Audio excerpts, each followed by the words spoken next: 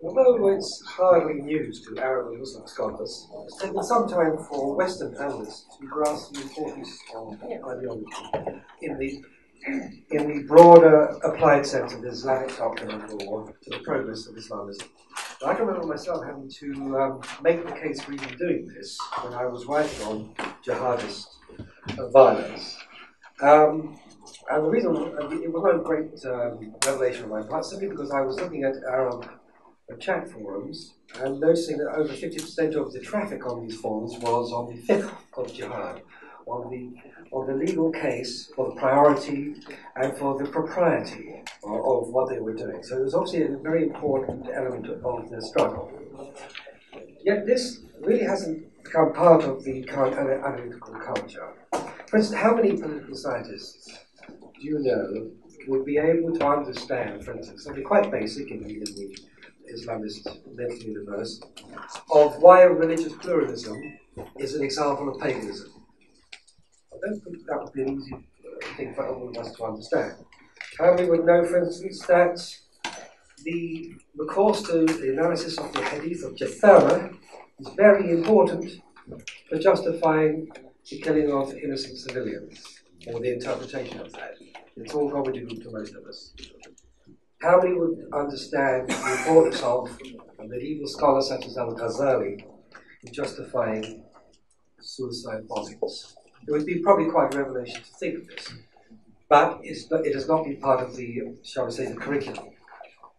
This poor grasp of these essential issues of motivation is not helped by the failure of the academic institutions to engage fully in the study of Islamic radicalism.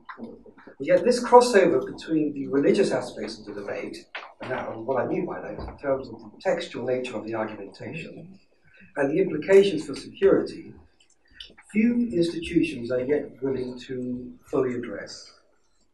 Meanwhile, reference to any starting points which may be cultural starting points are becoming less and less possible to make in public discourse. And this point was emphasized, and coming to the point of this discussion, by a number of Muslim reformist intellectuals, primarily amongst which is the late Algerian intellectual Muhammad al-Kouri. And he put it this way: we know how political scientists portray fundamentalist movements, either legitimizing their political action against totalitarian oppressive regimes, or condemning them as violent and fanatical, opposed to Western rational democratic values. The theological and spiritual background of religiously inspired movements is rarely mentioned. And without this study, we're going to find ourselves struggling in being able to determine how legitimate is the Islamist case for representing authenticity. The word authenticity is a very important watchword in this. The whole argument of the Islamists are making that they are the more authentic form of Islam. And if we don't understand the dynamics of this discussion, then we will not be able to formulate any counter-ideology programs. Now, we can be forgiven, to be honest, for pleading ignorance on this complex issue. But we can't be forgiven for ignoring the pleadings of those who are not so limited in their understanding, and then people who are not hampered by a cultural cringe, or in the case of the young people, by some form of post-colonial guilt. Unlike some of our own spokesmen in the West, Muslim intellectuals can be less reticent to state the obvious. What's the obvious thing they're stating? That this is a religious issue. It is about Islam. Perhaps not as many might perceive it at the moment, but very much about Islam, about its legacy and its internal intellectual infrastructures. First and foremost, as Tawfiq was explaining, it is an intellectual dilemma, an intellectual struggle. We recently got confirmation of this at a conference which we organised in Rome under the aegis of Al-Muslih, where it was established that intellectual restructuring must precede meaningful reform on the ground. One of our guests, the Syrian reformer Hashim Saad, put it this way: a true future political spring must first be preceded by an intellectual enlightenment. We cannot forge an Arab future with the mentality of bygone eras. we have to criticize it and pull it apart. The question is a cultural one, and the battle is in the first degree intellectual. If we do not win the intellectual battle, we will not at any day win the political battle. And for this very reason, the Arab Spring will only turn into a fundamental slaughter. Now, naturally, this type of analysis presupposes there's a new concept of security response, one that recognizes that the war of ideas is the primary arena of conflict. Why is this so? Well, now, Islamists attempt to found their immunity upon two broad categories. The first is a religious cultural authenticity. And in this particular area, their skillful manipulation of what constitutes an authentic Islam is what is affording them strong ideological resilience. Hashim Saleh, once again, he explains how it's done. We Arabs, he says, are asleep to history. One thing to say. Traditionalists have smothered Islamic history to make it appear something above history or superior to it, or even without any relation to history altogether. What does he mean? He's referring to the fact that the traditionalist view of history is that it is composed of eternal verities and eternal truths that are applicable at all times and all places. They're not conditioned by events, not conditioned by human input. What this naturally ends up with is a form of a very, shall we say, applied anachronism. And this is what we're suffering from today. However, now, here's where there's some hope. The perspective is adjusted by the use of the comparative method. One of the great features of the advantages of Muslim intellectuals is that, unlike ourselves, they are culturally bilingual. They are very, very well versed in our own cultural backgrounds in the way that we are not versed in theirs. They have access to the European experience of analysis of its own religious tradition. And this has enabled them to apply the same methodologies to the Islamic heritage. You can imagine the effect of this. Understandably, this type of research has hit a raw nerve. Individual authors have been targeted, they've been killed, they've certainly been threatened. And as Hashim Saleh pointed out, the level of caution has therefore been underlining their efforts. He notices that most, if not all, Arab intellectuals tremble in fear and remain on the back foot when it comes to the most important issue occupying the world at present, the issue of a serious critical study of the Islamic religious heritage, the most important thing occupying the world. The diagnosis of this intellectual, of these intellectual forms is that without challenging this non-historicity, it sounds a bit abstruse, but it does have very bloody consequences. Without challenging this eternal staticness, the Islamists will remain immune to challenge. Now, the second category constitutes perhaps the core armory, and that is textual authority. Islamists and their more overt militants, the jihadists, justify their positions with constant reference to what they consider to be non-negotiable primary source material. That's the Quran, the Hadith, and to a lesser extent the biography, the Sirah, the Prophet. They do this in order to establish that they are replacing a tainted Islamic pattern with a more authentic one.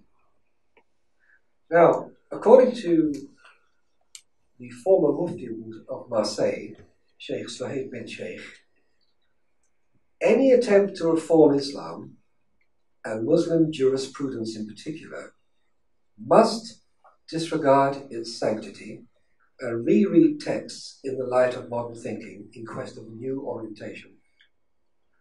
Now, by anyone, that would be an extraordinary statement to make. It's particularly extraordinary if it's a Muslim cleric making this. And it particularly highlights our own cowardice.